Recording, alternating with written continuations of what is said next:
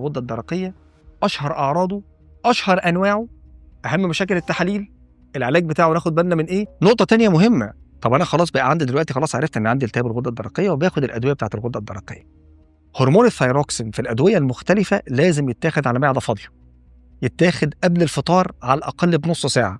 طب أنا يا دكتور والله بطني بتوجعني وما أقدرش آخد الدواء من غير أكل، ممكن أكله مع كراكرز اللي هي حتة بسكوتة صغيرة، مع قطمة ساندويتش صغيرة، إنما ما يخشش مع أكل كتير عشان ما يأثرش عليه.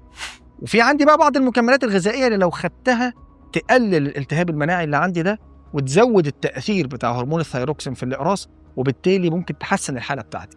مجموعة السبلمنتس ديت مهمة جدا لأن هي مرتبطة بتأثير الثايروكسين جوه الجسم. أول واحد هو فيتامين A، ودي أول مرة في فيديوهاتنا نتكلم على فيتامين A، لأن فيتامين A هو اللي عن طريقه بيقدر يمسك الثايروكسين في المستقبلات بتاعته ويشتغل.